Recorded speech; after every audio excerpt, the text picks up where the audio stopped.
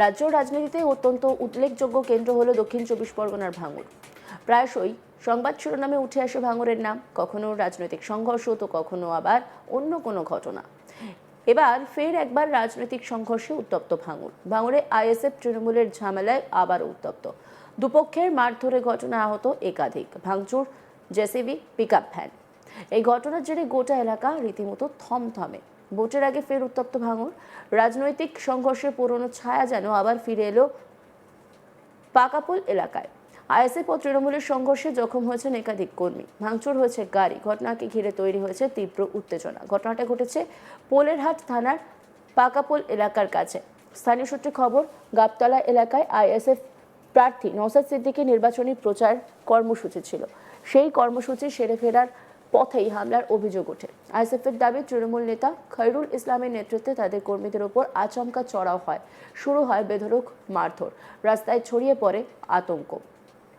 অন্যদিকে পাল্টা অভিযোগ তুলেছে তৃণমূলও। তাদের দাবি, আইএসএফ কর্মীরাই প্রথমে উত্তেজনা ছড়ায় এবং খৈরুল ইসলামের একটি জেসিবি ও দুটি পিকআপ ভ্যান ভাঙচুর করে।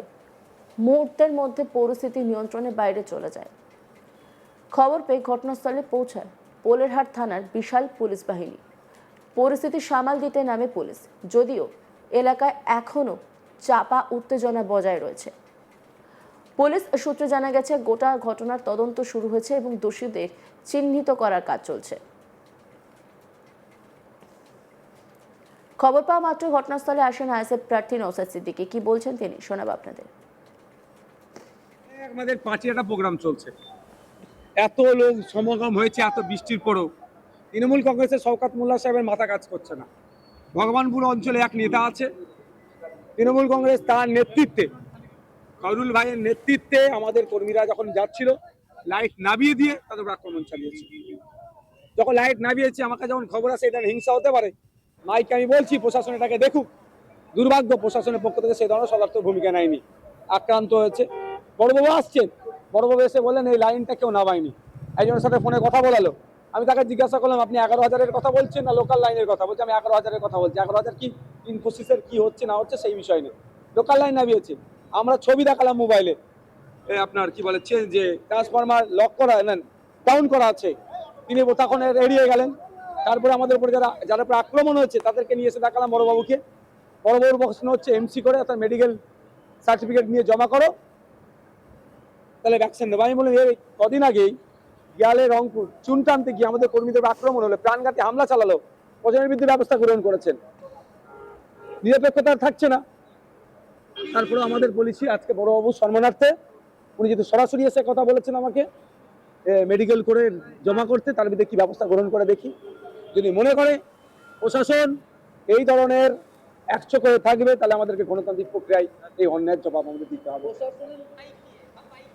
পাল্টা দিতে ছাড়েনি শওকত মোল্লা। কি বলছেন তিনি, শোনাবো আপনাদের। নওশাদ সিদ্দিকীর একটা সভা ছিল গাবতলাতে। হঠাৎ করে নওশাদ সিদ্দিকী এই সভা থেকে উস্কানি দেয় যে তাদের একজন কর্মীকে নাকি খৈরুল মারধর করেছে। এই উস্কানির ফলে ওখান থেকে সামান্য একটু দূরে আমাদের খৈরুলের একটা গ্যারেজ ছিল, সেই গ্যারেজে জেসিবি ছিল, গাড়ি ছিল, সেখানে সেগুলো এই গ্যারেজ ভাঙচুর করা হয়েছে, গাড়ি ভাঙচুর করা হয়েছে। নওশাদ সিদ্দিকীর মূল কাজ হলো যে গোটা ভাঙড় জুড়ে অরাজকতা, বিশৃঙ্খলা, অশান্তি তৈরি করা, ক্ষমতা দখলের জন্য পাগল হয়েছে। আমরা এই ঘটনার তীব্র নিন্দা করছি। মানুষ থেকে যখন বিচ্ছিন্ন হয়ে পড়ছে, তখন এই ধরনের নোংরা খেলা নওশাদ সিদ্দিকী করছে। যদি কোনো ঘটনা ঘটে তাহলে প্রশাসনকে জানাতে পারত।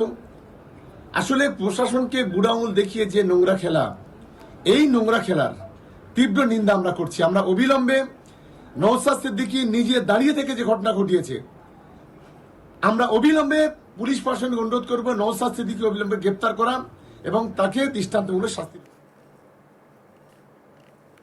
এই নিয়ে একটি রিপোর্ট তুলে ধরেছেন আমার কলিগ, দেখাবো আপনাদের।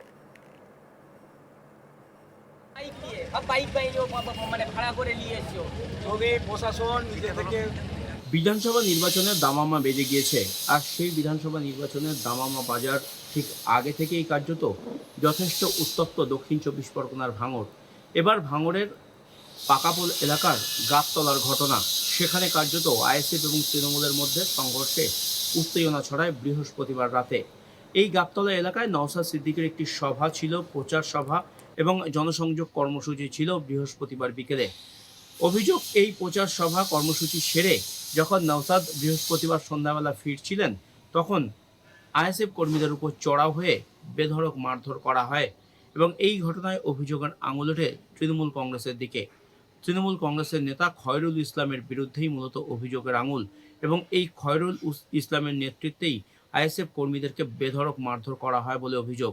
পাল্টা আইএসএফ এর বিরুদ্ধে অভিযোগ রয়েছে যে এই মিছিল বা জনসংযোগ কর্মসূচি বা নওশাদ সিদ্দিকীর যে কর্মসূচি, সেই কর্মসূচি থেকে ফেরার পথে আইএসএফ কর্মীরা তৃণমূল কংগ্রেস কর্মীদের উপর চড়াও হয়ে সেখানে মারধর করে, বেধড়ক ভাঙচুর করে এবং তৃণমূল কংগ্রেস নেতা খয়রুল ইসলামের একটি জেসিবি ছিল এবং সেখানে একটি পিকআপ ভ্যান ছিল, সেগুলিতে ব্যাপক ভাঙচুর চালায় বলে অভিযোগ। গোটা ঘটনাকে কেন্দ্র করে এলাকায় যথেষ্ট উত্তেজনাময় পরিস্থিতি তৈরি হয়। ঘটনার খবর পেয়ে পুলিশ ঘটনাস্থলে পৌঁছয় পরিস্থিতি সামাল দেয়। এই ঘটনায় উভয় পক্ষের বেশ কয়েকজন গুরুতর জখম হয়েছেন। তবে এই ঘটনায় পুলিশ কাউকেই গ্রেপ্তার করতে পারেনি। দুপক্ষই একে অপরের বিরুদ্ধে অভিযোগের আঙুল তুলেছে। একদিকে যেমন নওশাদ সিদ্দিকী দাবি করেছেন যে তাদের এই যে প্রচার চলছিল বা তাদের যে কর্মসূচি, তা কার্যত ভেস্তে দেওয়ার চেষ্টা করেছেন এই খয়রুল ইসলাম সহ তৃণমূলের অন্যান্য লোকজন, আর তাতে কার্যত বাধা দিতে গিয়ে আক্রান্ত হয়েছেন আইএসএফ কর্মীরা। অন্যদিকে এই আক্রমণ প্রতিহত করতে গিয়ে আইএসএফ কর্মীরাও কার্যত চড়াও হয়েছে তৃণমূল কংগ্রেস কর্মীদের উপর, তেমনটাও কিন্তু বলা হচ্ছে। অন্যদিকে খয়রুল ইসলামের অভিযোগ বা শওকত মোল্লাদের অভিযোগ, তৃণমূল কংগ্রেসের মূলত অভিযোগ বলা ভালো। তাদের দাবি আইএসএফ পরিকল্পিতভাবে এই খয়রুল ইসলামের জেসিবি বা মাটি কাটার যন্ত্র এবং পিকআপ ভ্যান ভাঙচুর করেছে, তৃণমূল কংগ্রেস কর্মীদের মারধর করেছে এবং এলাকায় অশান্তি ছড়ানোর চেষ্টা করেছে। বিধানসভা নির্বাচন যত এগিয়ে আসছে, ততই ভাঙড়ের রাজনৈতিক পরিস্থিতি উত্তেজনাময় হয়ে উঠছে। একদিকে যেমন আইএসএফ, অন্যদিকে রয়েছে তৃণমূল কংগ্রেস বা শাসক দল। দুপক্ষই কাউকেই 1 ইঞ্চি জমি ছাড়তে চাইছেন না ভাঙড়ের বুকে। এই ভাঙড় বিধানসভা তৃণমূল কংগ্রেসের কাছে 2021 সালে অধরা থেকে গিয়েছিল। ফলে এই বিধানসভাকে নিজেদের করায়ত্ত করতে বা একে পাখির চোখ করে তৃণমূল কংগ্রেস লড়াইয়ে ঝাঁপ দিয়েছে।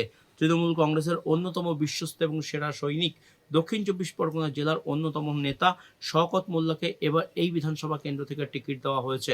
আর সেই শওকত মোল্লা ইতিমধ্যেই যান প্রাণ নিয়ে দলীয় কর্মীদের সংগঠিত করে ভাঙড়ে প্রচার কাজ শুরু করেছেন।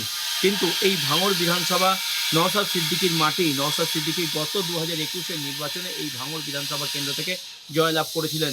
ফলে ভাঙড় বিধানসভা কেন্দ্রতে 1 ইঞ্চি জমি তিনিও ছাড়তে চান না। নওশাদ সিদ্দিকীও কার্যত জোরদার প্রচার শুরু করেছেন ইতিমধ্যেই। আর সেই প্রচারেই কার্যত হামলা চালানো হয়েছে বা প্রচার থেকে যখন নওশাদ সিদ্দিকী ফিরছিলেন, তার কর্মী সমর্থকদের উপর হামলা চালানো হয়েছে ভাঙড়ের গাবতলা এলাকায়, তেমনটাই অভিযোগ নওশাদ সিদ্দিকীর। ঘটনায় বেশ কয়েকজন গুরুতর জখম হয়েছেন, তাদেরকে স্থানীয় হাসপাতালে নিয়ে যাওয়া হয় এবং সেখানে চিকিৎসা চলছে তাদের। অন্যদিকে তৃণমূল কংগ্রেসের অভিযোগ, নওশাদ সিদ্দিকীর উস্কানিতে এবং নেতৃত্বে আইএসএফ কর্মীরা তৃণমূল কংগ্রেস কর্মীদের উপর চড়াও হয়ে বৃহস্পতিবার রাতে বেধড়ক মারধর করে। তৃণমূল কংগ্রেস নেতা খয়রুল ইসলামের গাড়ি ভাঙচুর করে। যদিও আইএসএফ বিধায়ক নওশাদ সিদ্দিকী তিনি দাবি করেছেন এই যে খয়রুল ইসলাম তিনি পরিকল্পিতভাবে আইএসএফ কর্মীদের উপর হামলা চালিয়েছে। গোটা ঘটনাকে কেন্দ্র করে এলাকায় যথেষ্ট উত্তেজনা রয়েছে। এখনও পর্যন্ত পুলিশ মোতায়েন রয়েছে এলাকাতে, যাতে নতুন করে এলাকায় কোনো রকম অপ্রীতিকর ঘটনা না ঘটে সেদিকে পুলিশ নজর রাখছে। সব মিলিয়ে ভাঙড়ে এই 2026-এর নির্বাচন যত এগিয়ে আসছে, ততই পরিস্থিতি উত্তেজনাময় হয়ে উঠছে। ভাঙড়ে আইএসএফ নিজেদের দখলে রাখতে পারবে কিনা ভাঙড়ের বিধানসভা, নাকি তৃণমূল কংগ্রেস আইএসএফের হাত থেকে সরিয়ে এই বিধানসভাকে ছিনিয়ে নেবে, তা চৌঠা মে ভোটের ফল ঘোষণা হলে জানা যাবে। কিন্তু চৌঠা মের আগে এই নির্বাচনের দিন অর্থাৎ 29শে এপ্রিল যখন ভাঙড়ের বুকে নির্বাচন হবে দক্ষিণ 24 পরগনার আর অন্যান্য বিধানসভার সাথে, তখন সেই বিধানসভাতেও যাতে তৃণমূল কংগ্রেস কোথাও কোনোভাবে ভোটারদের প্রভাবিত করতে না পারে, কোথাও যাতে বাড়তি সুযোগ সুবিধা না পায়, সেদিকে কিন্তু নজর রাখছে আইএসএফ কর্মী সমর্থকরা। আর তাই তারা প্রথম থেকেই নিজেদের যে গুটি, সেই গুটি সাজাতে শুরু করেছে। নিজেদের যে কর্মস্থল, নিজেদের যে রাজনৈতিক ক্ষেত্র, সেইগুলো কিন্তু যথেষ্ট তারা সংগঠিত করছেন এবং তৃণমূল কংগ্রেসের সাথে চোখে চোখ রেখে লড়াইয়ের কিন্তু হুঁশিয়ারি এবং বার্তা দুটোই দিচ্ছেন নওশাদ সিদ্দিকীর আইএসএফ।